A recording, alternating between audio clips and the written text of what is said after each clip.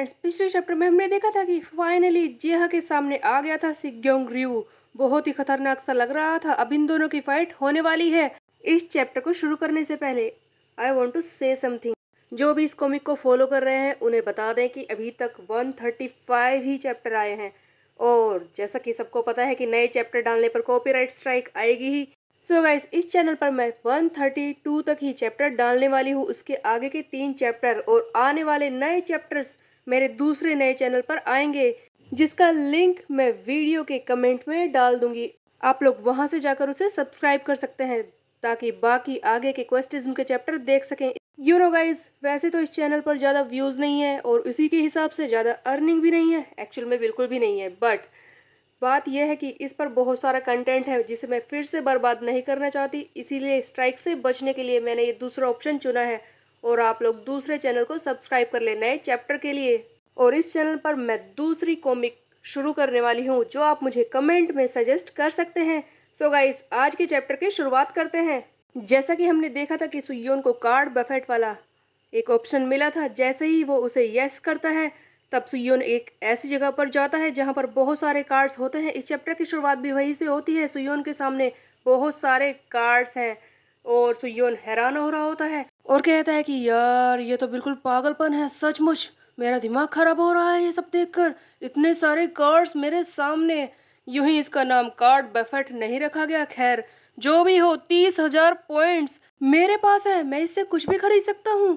मैं इनमें से क्या चूज करूं? तभी सुयोन को अपने सामने एक गोल्ड कार्ड दिखाई देता है। जैसे ही सुयोन इसे पिक करता है, वो हैरान हो जाता है। ये होती है मैजिक की, जिसके वजह से वो अपने लॉक किए गए स्टैट्स को ओपन कर सकता है। गाइस, जैसा कि हम जानते हैं कि युनजो की कॉपी क्लाउड ने सुयोन के स्टैट्स को लॉक कर रखा है, और उन्हीं को ओपन करने के लिए सुयोन को मिल चुकी है मैजिक की, जिसकी वजह से उसे 1000 पॉइंट्स देने पड़ेंगे कार्ड बफेट में।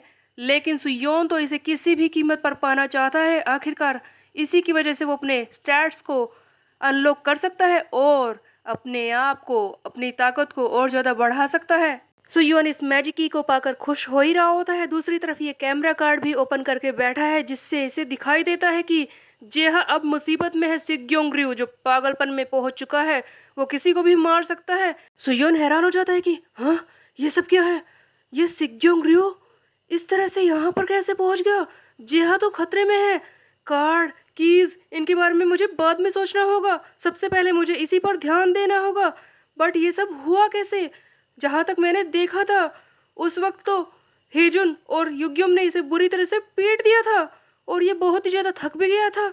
उसके बाद ये कब खड़ा हुआ, कब उन दोनों को हराया और यहाँ पर आ गया? मुझे समझ नहीं आ रहा। खैर, जो भी हो, ये हो तो चुका है। इस बारे में सोचना मुझे बंद करना होगा। सबसे पहले मैं ये सोचता हूँ कि अब फाइट का क्या करूँ। उधर दूसरी तरफ हम देखते हैं कि जेहा के दिमाग में भी यही सब चल रहा था कि ये इतनी जल्दी उन्हें हरा कर यहाँ पर कैसे पहुँच सकता है।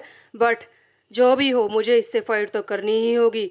जेहा फाइट करना शुरू कर देता है। सिग्योंग रयू भी इस पर ताकतवर होकर अटैक कर रहा है। एक के बाद एक दूसरे पर ये दोनों वार कर रहे होते हैं। तब हम देखते हैं कि जेहा अपनी टाइकोंडो वाली किक दिखाता है, लेकिन सिग्योंग इसका मजाक उड़ाने लगता है और कहता है कि सचमुच तू इस तरह से मुझसे जीतेगा? हाँ, तुझे लगता है कि तू ये कर पाएगा? अगर तुझे सचमुच मुझे हराना है तो देख, ऐसे मारना है। और हम देखते हैं कि सिग्योंग बहुत ही बुरी तरह से जेहा पर अटैक करता है। वहां पर खड़ा जेहा का साथी हैरान हो जाता है उसकी हालत को देखकर। सिग्योंग बुरी तरह से जेहा को पीटना शुरू कर देता है और कहता है कि तू क्या कह रहा था? तू मुझे हराएगा? आसानी से मुझे हराएगा? ये तेरा तरीका है? देख तो सही, दिखा तो सही कम से कम कि तू मुझे कैसे हराएगा। हाँ, कोशिश तो कर। क्या हो रहा है? मेरे सामने टिक भी नहीं पा रहा हो क्या? कोशिश कर। तुझे पता है तुझ जैसे इंसान को धोखा क्यों मिला? क्योंकि तेरी ये घटिया आदतें, हर चीज में नाक घुसाने की, उसी से हर कोई परेशान होता है। क्या हुआ जी? हाँ, हरा नहीं पा रहा मुझे? अब तो कोई ऐसी चीज दिखा जिससे मैं शौक हो जाऊं। हाँ, तब जेहा कहता है कि मैं ऑलरेडी वो कर चुका हूँ। तब सिग्योंग ध्यान देता है कि उसकी आंखों के ऊपर बहुत ही ज्यादा दर्द हो रहा है। एक्चुअल में इस जेहा ने फाइट करते वक्त सिग्योंग की आंखों के ऊपर बुरी तरह से मार दिया था, जिसकी वजह से खून निकलने लगता है और वो सीधे सिग्योंग की आंखों में जा रहा है। उसे सही से दिखाई नहीं दे रहा। सिग्योंग कहता है कि यू जेहा, और अब बारी थी जेहा की अटैक करने की, क्योंकि सिग्योंग को थोड़ी देर के लिए दिखाई नहीं दे रहा है। जेहा अग्रेसिव हो जाता है और इसे मारने की कोशिश करता है। एक्चुअल में जेहा हमेशा अपने हाथों में नकल्स पहन कर रखता है और उसी से वार कर रहा होता है। जेहा एक के बाद एक अटैक करता है, बट फिर भी सिग्योंग संभल जाता है और इसे रोकता है। और ये जेहा से कहता है कि जेहा हैन, तुझसे कहा ना मैंने, मुझे मारने के लिए ये बचकाना हरकतें बंद कर दे। ये सब मेरे काम नहीं आएंगी। तू और मैं बिल्कुल अलग लेवल पर हैं। तब हम देखते हैं कि सिग्योंग रयू फिर से अटैक करना शुरू कर देता है और कहता है कि जेहा, आज मैं ये मेक श्योर करूँगा कि तू आज के बाद इन नकल्स को कभी यूज़ ही ना कर पाए, कभी तू लड़ाई कर ना पाए। उधर जेहा हैरान हो रहा होता है कि क्या ये सचमुच इतना ज़्यादा स्ट्रोंगर है? मुझे नहीं लगा था कि ये मुझसे इतना ज़्यादा ताकतवर होगा। इस तरह से मैं जीत नहीं पाऊंगा। मैं हार रहा हूँ। हाँ, मैं हार रहा हूँ, लेकिन ऐसा नहीं हो सकता। मैं इससे हार नहीं सकता। सिग्योंग रयू बहुत ही अग्रेसिव मोड में पहुंच चुका है और जेहा को किसी भी कीमत पर हराना चाहता है। एक के बाद एक अटैक कर रहा है। पहले इसके हाथों पर अटैक करता है और अब बीच में एक सीन दिखाया जाता है जहां पर जेहा जमीन पर गिर चुका है और सिग्योंग ने इसके एक पैर को पकड़ रखा है और उसे बेसबॉल वाले बैट से मारने वाला होता है, बहुत ही बुरी तरह से, और कहता है कि आज के बाद तू कभी चल भी नहीं पाएगा। मैं तुझे कुछ भी करने लायक छोड़ूंगा नहीं। जी हाँ। इससे पहले कि सिग्योंग इसे मारे तभी हमें एक फ्लैशबैक का सीन दिखाया जाता है। जेहा अपनी कहानी बताना शुरू करता है। यहाँ पर हमें एक स्कूल दिखाया जाता है जहाँ पर कई सारे छोटे छोटे बच्चे हैं और उन्हीं में खड़ा है जेहा हैन। ये जेहा के एलिमेंट्री स्कूल का एक सीन है जहाँ पर जेहा ने एक बच्चे को बुरी तरह से पीट दिया है। ये उसी की क्लास का एक बच्चा है जिसने इससे पहले खेलने के लिए कहा था, लेकिन बाद में ये उसके साथ खेलने के लिए नहीं आया और जेहा ने इसी बात पे इसे बुरी तरह से पीटा है। तब जेहा यहाँ पर अपनी कहानी बताना शुरू करता है और कहता है कि हमेशा से मैं रोक नहीं पाता, खुद को रोक नहीं पाता, तब से ही मैं खुद को नहीं रोक पाता उन लोगों के खिलाफ जो भी मुझे धोखा देने की कोशिश करते हैं। ऐसा नहीं है कि मैं चाहता हूँ कि हर कोई मेरे साथ रहे, मेरी साइड में रहे, बट जो भी मेरे साइड में रहने की वादे करते हैं और फिर मेरे साथ नहीं रहते, उन पर मुझे बहुत ही ज़्यादा गुस्सा आता है। उन्होंने मुझे धोखा दिया कैसे, यही एक सोच मेरे दिमाग में घूमती है। तो बेसिकली ऐसा लगता है कि जेहा को बचपन से ही एक तरह का ऑब्सेशन है उन लोगों के लिए जो इसे धोखा देते हैं। जेहा को धोखा देने वालों से बहुत ही ज़्यादा नफरत है। जेहा आगे बताना शुरू करता है कि ऐसा ही था, मैंने लोगों को मारा, ये साइकिल हमेशा चलता ही रहा। मैंने एक को मारा, दो को मारा और कईयों को मारा। हर कोई मुझसे दूर रहने लगा, मेरे सामने कोई टिक नहीं पाता था और इस तरह से मैं ईस्टर्न गैंगबक का हेड बन गया क्योंकि मेरे सामने कोई खड़ा ही नहीं हो पा रहा था। सो बेसिकली जेहा बता रहा है कि किस तरह से वो हर एक उस इंसान को पीटता है जो इसे किसी भी वजह से धोखा देता है, चाहे बात छोटी हो या बड़ी, वो उन्हें हमेशा पीट कर ही रहता है। उसे उनसे रिवेंज लेना पसंद है, इसके लिए वो बिल्कुल ऑब्सेस्ड है और इन्हीं सब चीज़ों को करते हुए वो एक लीडर बन गया ईस्ट गैंगबक हाई का। जेहा आगे बताता है कि मैं लीडर तो बन गया था, काफ़ी वक्त तक मैं लीडर रहा और फिर एक दिन मुझे वो मिला। यहाँ पर ये सिग्योंग रयू की बात कर रहा है जो अचानक से आकर इसकी टीम में ज्वाइन हो जाता है और तब जेहा आगे सिग्योंग के बारे में बोलता है कि ये लड़का जो मेरी टीम में आया था, मुझे ये बिल्कुल अपने जैसा ही लगा। इसके पास काफ़ी कुछ ऐसा था जो मेरी मदद कर सकता था, जिसकी वजह से मेरी हेल्प हो जाती।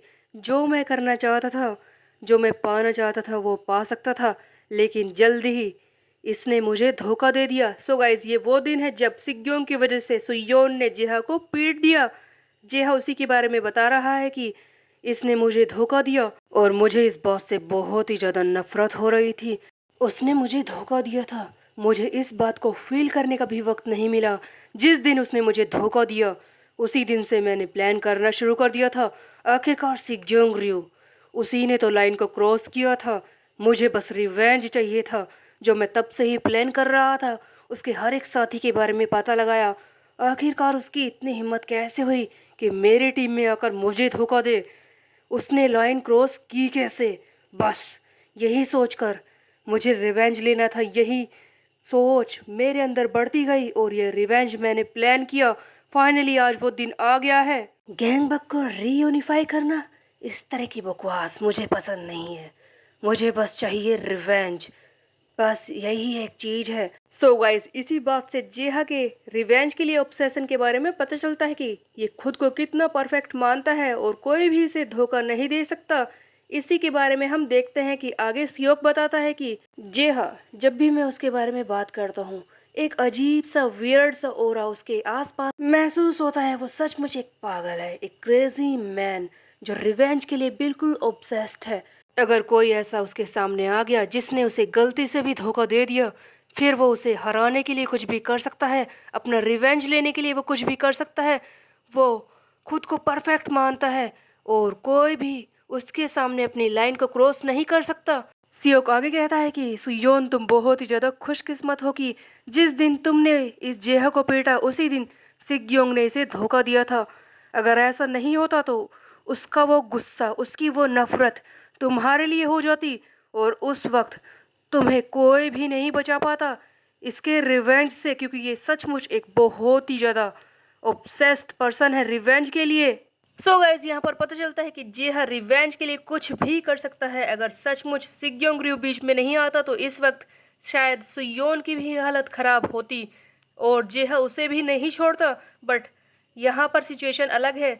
जेहा सिग्योंग से बहुत ही ज़्यादा नफरत करता है और उससे रिवेंज लेना चाहता है, इसीलिए सुयोन का फ़ायदा हो गया। बस हम देखते हैं कि सीन वापस आ जाता है उसी जगह पर जहाँ पर फाइट हो रही है और अचानक से जेहा, जो गुस्से से भर चुका है कि वो हार रहा है, उसकी लिमिट बढ़ने लगती है। वो फिर से अवेकन होने लगता है। ये भी एसेसन मोड में पहुंचने वाला है। अचानक से इसकी लिमिट क्लैश होने लगती है और हम देखते हैं कि इसका स्टेमिना रिस्टोर हो जाता है क्योंकि ये अवेकन मोड में पहुंच चुका है। और यहाँ पर हम देखते हैं कि जेहा को मिलता है एक सुपर एक्सक्लूसिव कार्ड जिसका नाम है रिवेंजर। और इसी बीच में सिग्योंग कहता है कि ओ जेहा, अभी तक तो तू मरा पड़ा था, अचानक से तेरे अंदर जान आ गई, हाँ। जेहा का ये सुपर एक्सक्लूसिव कार्ड रिवेंजर, जिसके हिसाब से इसका स्टेमिना बढ़ चुका है, इसकी ताकत वापस आ चुकी है और उसके अलावा इसे पेन भी फील नहीं होगा। इसकी ताकत हर एक अटैक के साथ बढ़ती जाएगी। जिसके सामने ये रिवेंज लेना चाहता है उस ओपोनेंट का हर एक अटैक जेहा की ताकत को बढ़ाएगा। हम देखते हैं गाइस कि ये लड़ाई हो रही थी एक बॉलिंग पार्लर यानी कि गेम पार्लर में, जहां पर बॉलिंग का भी एक गेम होता है। जेहा वहीं पर पड़ी एक बॉल को उठाता है और जोर से मारता है सिग्योंग के मुंह पर। और अब जेहा की असली इविलनेस हमें देखने को मिलती है, जो बहुत ही खतरनाक लग रहा होता है और कहता है कि सिग्योंग, थोड़ी सी बॉलिंग हो जाए, हाँ। सो गाइज, ये चैप्टर तो यहीं पर हो जाता है एंड आपको ये कैसा लगा कमेंट करके ज़रूर बताएं। मेरे वीडियो को लाइक करें, चैनल को सब्सक्राइब कर ले और नए चैनल का लिंक जो कि वीडियो के कमेंट में है उसे भी जाकर जरूर सब्सक्राइब करें नए चैप्टर्स के लिए। Bye bye guys.